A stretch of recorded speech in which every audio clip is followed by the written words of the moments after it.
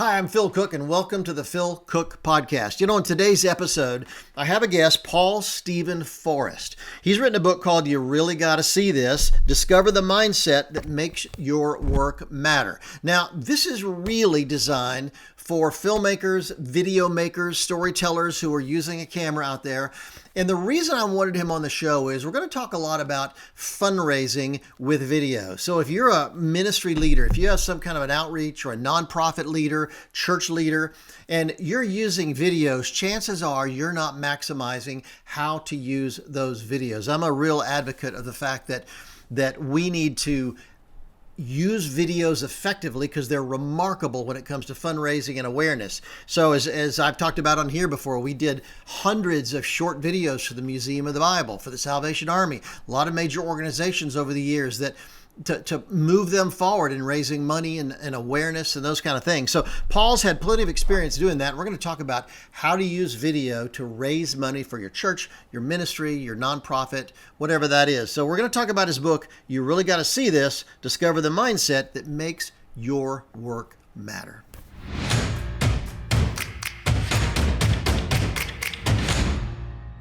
Paul Steven Forrest, thank you very much for being on the podcast today. We've been friends for what, 30 years maybe? I don't know, maybe longer than that. Let's talk 50.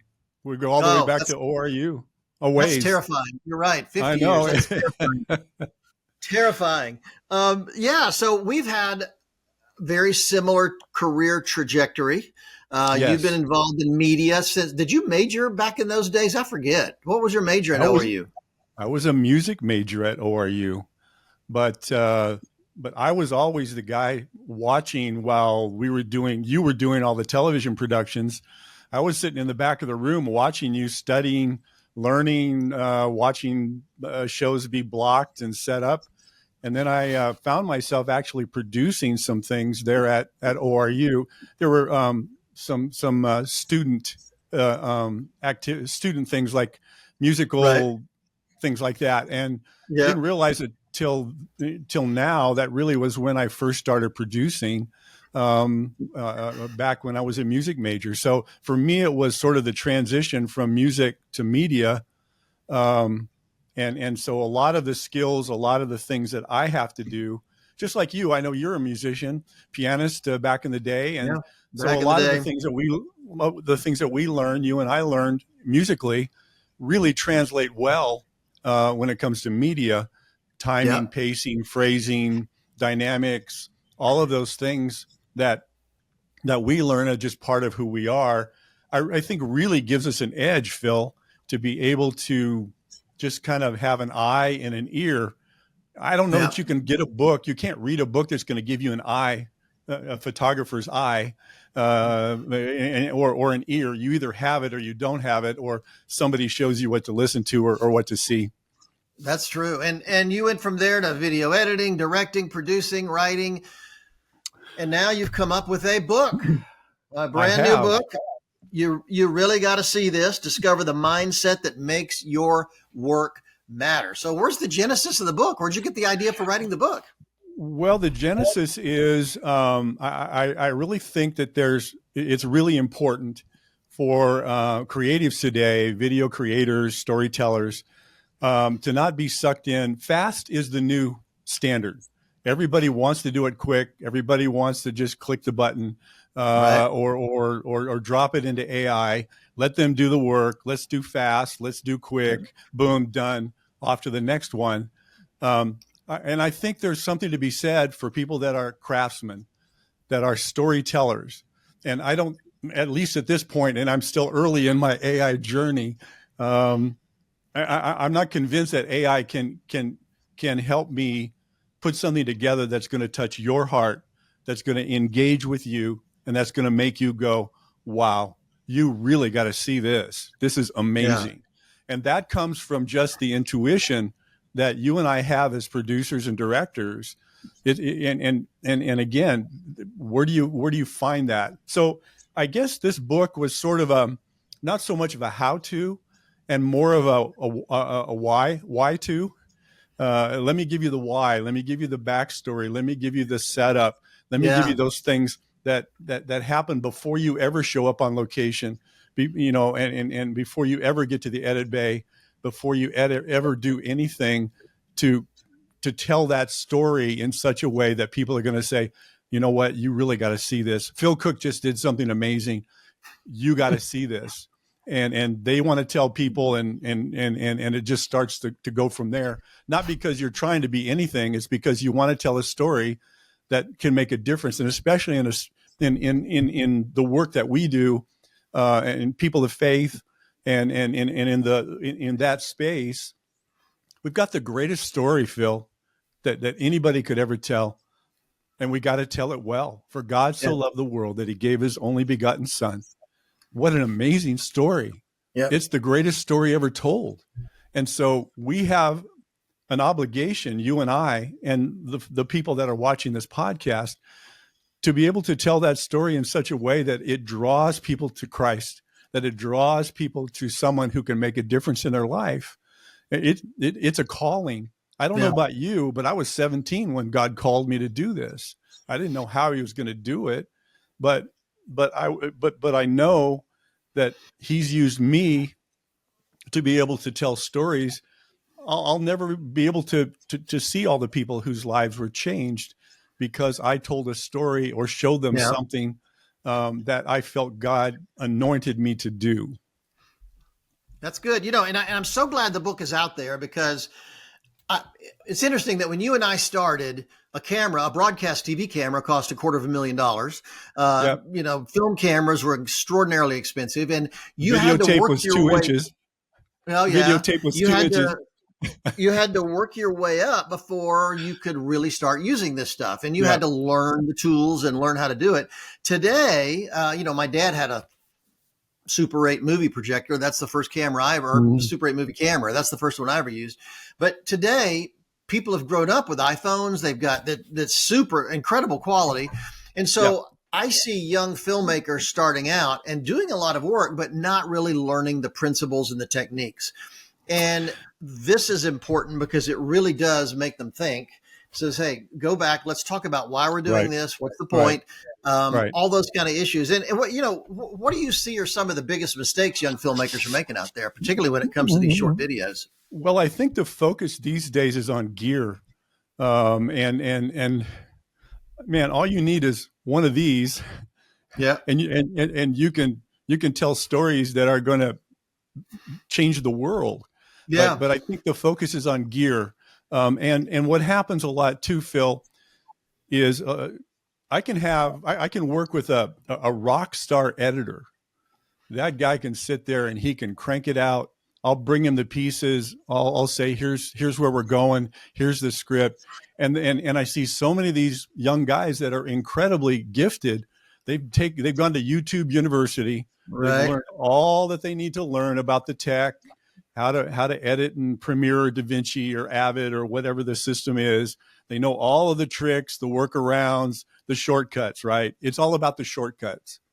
And what happens is they're tech focused, not story focused. And what happens too, and maybe you've seen this, I call it hanging wallpaper. So they'll come in and they'll lay a bed, they'll build the piece, and then they start hanging wallpaper. Well, he said this and this. Okay, this shot fits there. This shot fits there. And it just becomes this wallpaper. And especially with stock footage, I mean, you just go buy a clip and now, your whole piece looks like stock. Yeah. And I think that's one of the biggest challenges that I see today. I was working with a ministry just the other day, and I just really unloaded on them about stock footage, cheesy stock footage. I'm launching a national campaign to eliminate cheesy stock footage, those shots. And yet people still use them, and they don't, I don't mind stock footage occasionally, but even make that blend in with what you're doing, paint it, colorize it, fix it so it blends in. Yeah. But you're right, we've gotten so dependent on stock footage. But there's so many things like that in the book. Now, what about motivation? When you say, let's go back to the beginning and start, how do you want people to start thinking right off the bat when they've got a challenge, when they've got a testimony, for instance, somebody's lives have been changed because of this church or this ministry?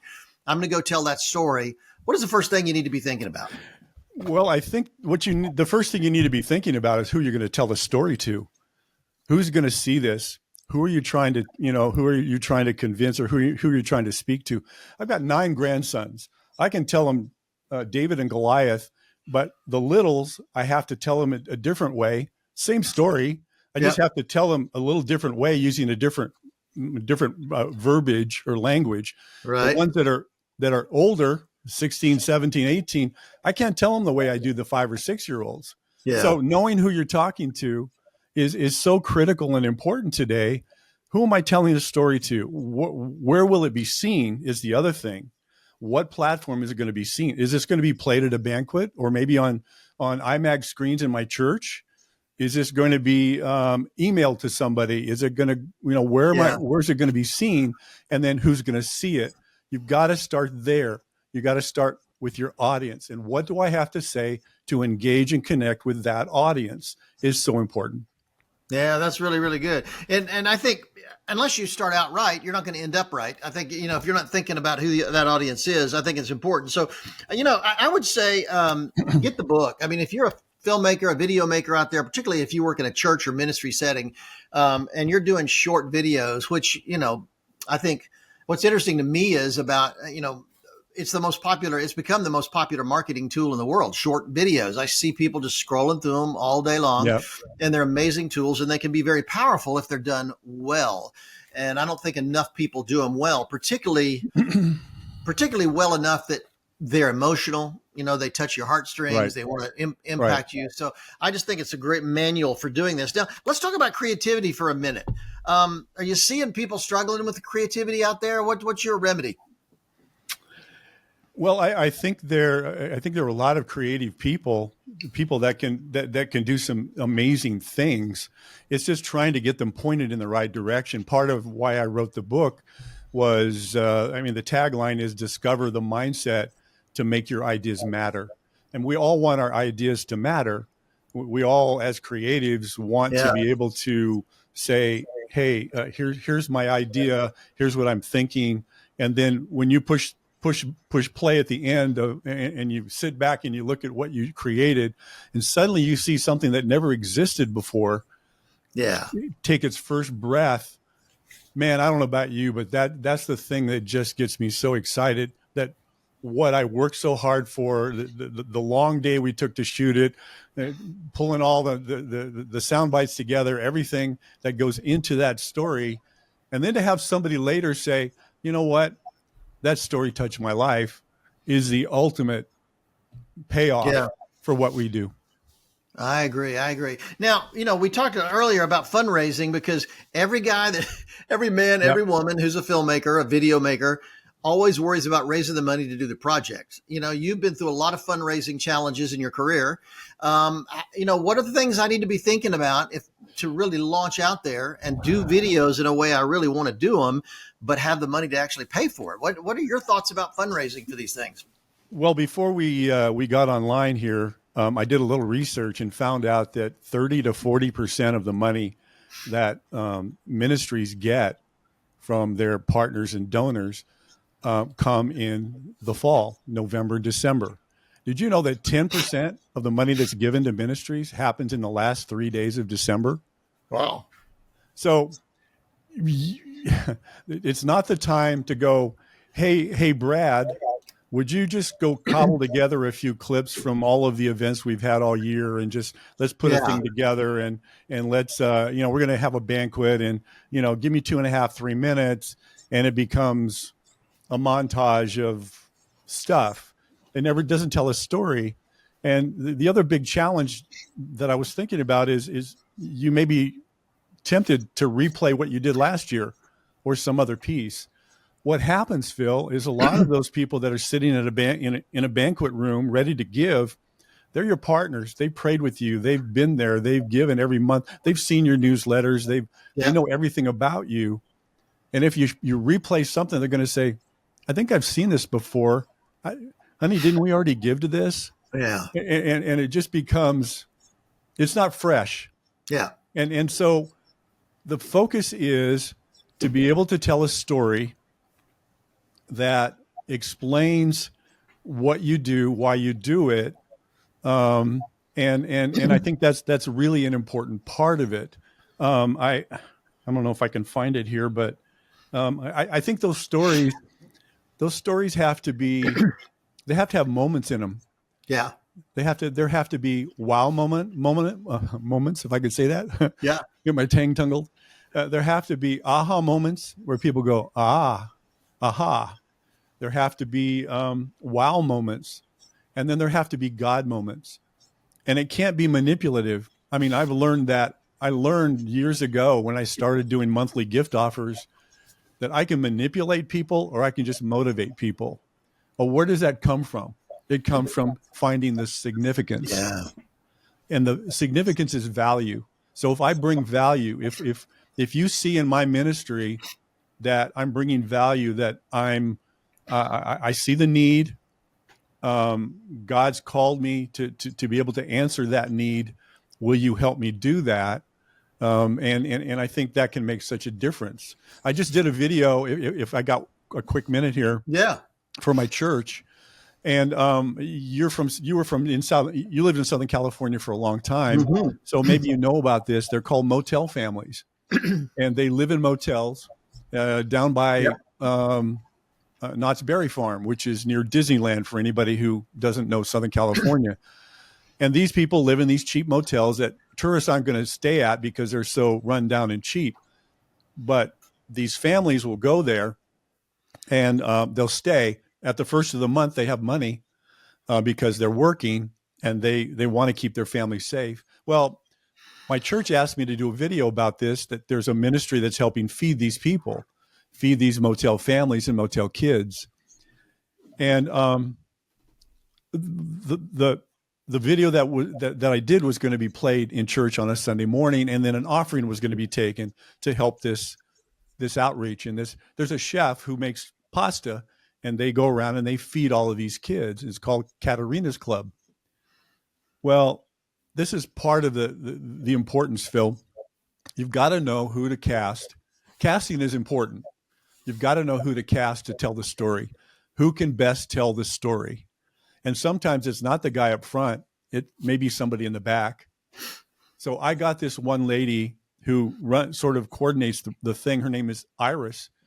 I said, Iris, what do you see when you look in the eyes of these kids who have to live in these motels, who maybe are just given a bag of potato chips for dinner?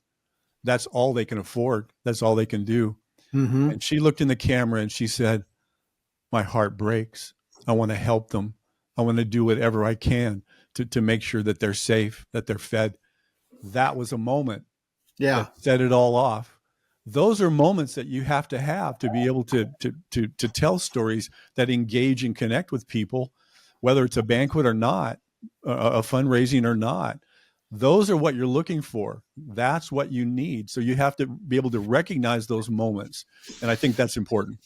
All right. Now let me set this up here. You're a ministry organization, you're a church, you're an outreach of some kind. You need to do some fundraising. And this is going to be a two-part thing. Part one is, why is video such a powerful tool for telling your story to the world? Why video? Why couldn't we just do a slide tape presentation? Why couldn't I just speak on the problem? Why is video such a compelling tool when it comes to fundraising efforts in an event? I think we're all used to having people somebody tell a story, read a story, tell a story. Yep. We watch so many stories. I mean, if you're like everybody I'm around, they're always on their phone. They're scrolling through, they're watching something on YouTube or Netflix or whatever the case might be. So we're story oriented. Those are the things that get our attention, that draw us in. And so we have to be the best storytellers. It isn't about, well, geez, how much money can I make in the fundraiser? Let me just present the need and let the Holy Spirit take it from there. It is the important part of what we're trying to do.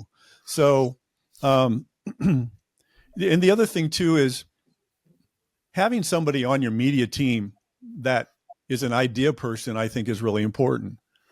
There's a lot of people that are coordinators, they're tech, they're whatever, but having somebody that says, hey, I got this idea, this lady named Iris over here who works and feeds people, that live in motels. I really want to tell her story. And those are the kind of people that constantly come to you and say, I have an idea. What if we did this? How about this? Yeah. You need those kind of people, because so many times media teams are hired first of all for Sunday. They're hired to be event people, to make sure the lights are on, sounds good, cameras are there, all of that. But when Monday comes and suddenly they have to be able to switch hats and be storytellers, they may not always be equipped or focused in knowing how to do that. So I'm hoping that the book will be able to give them some insights and takeaways to help them understand. Then you've got freelancers out there. There's a business of making videos, right? Oh, yeah. There's a Absolutely. full-time. And so I'm trying to give them just what I've learned, what I know, what I'm still learning, because you and I've had to make a lot of changes over the years. Probably some of the biggest changes have been in the last 5 years. Now True. everything's True. online. Well, I think, first of all, nothing tells a story like video. Particularly, I think testimonies are the most powerful thing you could possibly do. I mean, just to tell the story. And for what it's worth, I always tell people, print, facts are for print, or facts are for your website. Right. Video is about emotion. I don't want to see how many people you fed. I don't want to see how many people got saved at your service. Right. I don't care about numbers. Right. I want you to tell the story of a life that was transformed because of what you do. So nothing does that as well as video. So I think you're exactly right. Video is a powerful tool for telling your story. So if you're doing a fundraising event, whether it's online or in a live arena or ballroom or wherever it happens to be, video is a powerful tool. Now, let me ask you the second part of the question is, okay, so I say, yes, I'm going to use video to tell my story about our ministry, whatever it is we do. What are some of the 2, 3, 4 things I need to be thinking about so that video will be exceptionally powerful? I think people are looking for outcomes. If I'm going to invest my money, I'm going to partner with you, I'm going to give to your ministry, I want to make sure that there's value in the gifts that I get value back, that I can see value. It's not, you don't owe me anything, but I just want to make sure that it's being put to good use. Right. That's why I think it's important that these videos really are not, well, let me give you, we did 18 things this year and we helped these people and we did that. Tell me a story of somebody whose house just got blown away and you walked in and said, and you gave them a hug and said, it's going to be okay, because we're going to help you and we're going to put you back on your feet. Those are the things that touch people's hearts. Right. And so I think that that's important, to be able to get into those stories. Now, whether or not you've got people on your team that know how to shape a story and be able to find it, first of all, then to design it, then to craft it, then to engage an audience, and then that's style a big question. Big question. That's the important thing.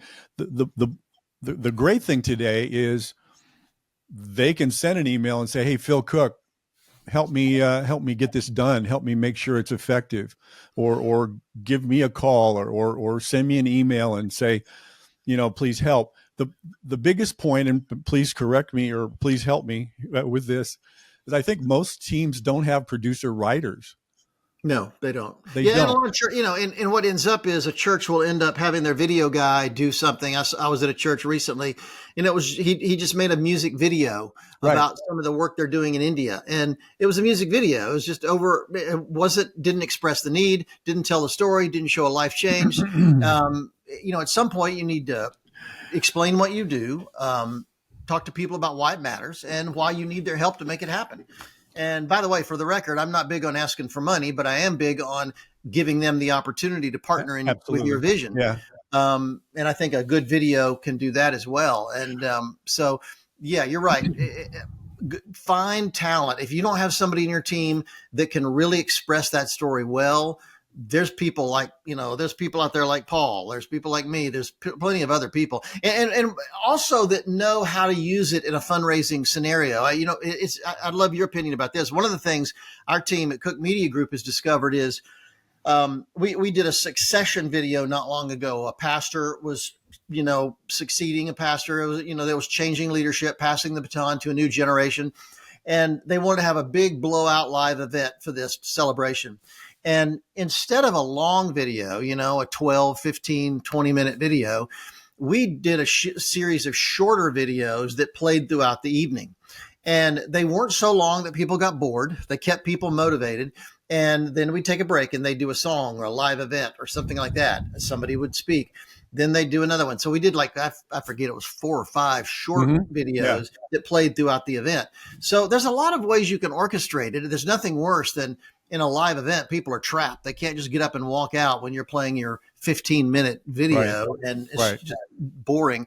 So it's better to maybe sometimes cut them up into smaller pieces and play them throughout the evening. So, the bottom line is, I think you're so right. Get somebody that knows what they're doing. And that's what a lot of churches and ministry organizations just don't understand. Well, I think you need to also understand where it's going to be played and what's going to happen before or after, right? That's true. If somebody's going to come up and you're going to roll it, what happens after? Does the pastor or does the lead of that nonprofit ministry, is that the time to get up and take the offering or to ask people to give or fill out this pledge? Well, then I want that video to set that person up and just basically hand them what they need. They don't have to go in and tell the story. They don't have to do the presentation. I just did it. I just told them a story and they can just say, you just saw a life that was changed because you gave. Will you give again? Will you help again? And then you just shut up and let people respond, right? True. It doesn't have to be a marketing thing. It doesn't have to be, you and I were both raised in missionary conventions where we gave to support the ministry, the missionaries. And my first gift was probably $5. Yep. And I had to work to get that $5. I never forgot that because I knew I was making a difference in somebody's life. We have 4 ministries that we help, and they all make an impact wherever they are. We have a ministry that my wife and I help in Liberia, and they give backpacks to kids because they can't go to school if they don't have school supplies. And so every month, and this is another little tip, about every 3 months, if you're a ministry out there, make a thank you video. Yeah, that's good. That's good. And it's not going to be posted. You just sit there with your phone and you say, hey, this is Phil. I just want to thank you for being my partner. Because of that, Charlie was able to have a roof over his head and food and clothing. Thank you so much for partnering with us. Boom. It takes you 20 seconds. And it makes an incredible impact. Use their name so they know it isn't just something generic. And so I think thank you videos are really an important part of that. And then we help a men's ministry, and then we help a young couple that's in Peru. We help people that really need our help, our financial contribution. So that's one of the reasons why people give, is because they know you. Yeah. And because they feel a need to help you achieve what God's placed on your heart. And I think the bottom line is there's so many places you can use video in a church environment and a ministry environment. It's unbelievable. Now, tell me this, who's the perfect audience? Who's the target for this book? Well, I guess my target audience is probably 20 to 40-year-olds, video makers, video creators, and storytellers. Okay. That's kind of my new word. There's a few older ones out there. Excuse me, there very much. But well, I'm sorry. Yeah, some of us boomers. Please get the book too. But it just is really focused on. I think if I were going to have my 3-word focus statement was changing creative mindset. So it isn't about let me go shoot, let me go post, let me go deliver. It's more than that. What am I presenting? Because Phil, I honestly believe if you tell great stories, people will find you. Yeah. And I would encourage, by the way, pastors to get this, read it themselves, because it gives them a really interesting idea of how videos are created and why they matter. But also then give a copy to your video team, multiple copies to your video team, your communications team, because that'll really help them understand, like you say, the mindset. So that makes your work really, really matter. Well, thank you very much. What do we leave out? If there's one thing you could leave people about the power of videos, what would it be? Videos have the opportunity. Videos contain the power to change to make changes, to be a game changer, to be able to persuade people, to be able to motivate people. If you engage with people and you tell them a story that can impact their life, that's the greatest return on the investment. I think there's an ROI, return on investment, but there's an RO1, return on the one. And you may never meet that one person who says, you said something in a video that changed my life. Thank you. And if there's one thing I would say too, is that archival reasons are a powerful reason to make videos. Record the history of your church. When you have an anniversary, when you have a big event, the Christmas pageant, just record those and put them on the shelf, because 5 years from now, when you have an anniversary celebration and you want to look back, it's so much better to have a wall full of video or a file full of video, a hard drive full of videos, than it is to have nothing. So I don't know. I can talk about this forever, but there's just a million reasons. I think creating a library is really important of clips and moments, so that when the time does come, you can put it all together. You really got to see this. Discover the Mindset That Makes Your Work Matter, by Paul Steven Forrest. I know him as Paul Forrest, but it works either way. Thanks so much for being on, man. I really do appreciate it. And I think this is going to help a lot of people. And we'll have you back on, because with this, I could go on, like I say, talk about this for a long time. Well, I got a bunch more I'd like to talk to you about. So I'm anytime, just let me know. Sounds good. Well, I'm very grateful that Paul would come on the program today and talk about fundraising. Now, one of the books that I've written that I'd encourage you to get if you haven't already, haven't talked about this in a long time, is to Maximize Your Influence: How to Make Digital Media Work for Your Church, Your Ministry, and You. Now, there's an audiobook version of this. There's a Kindle version, whatever you want. But the fact is, this is the book. If you're a leader in the church or in the ministry world or the nonprofit world, this is the book about how you can use digital media to get your message out there, get your story out there. It's good for how to speak to a digital generation. It's good for how to create social media. It's just a great reference. I think every pastor in America should have this on his desk. Every ministry leader, every nonprofit leader, man, woman, whoever, they need to have this. And I think it's really important. Maximize your influence. And let me tell you, you can do a great favor to your pastor or ministry leader by giving them this book as a gift. Maximize Your Influence. You can get it at my website, philcooke.com, Cook with an E. And appreciate you joining us. I think I'm just getting so excited about videos because I think the potential is just enormous out there. So hopefully we'll see you soon, maybe the next episode.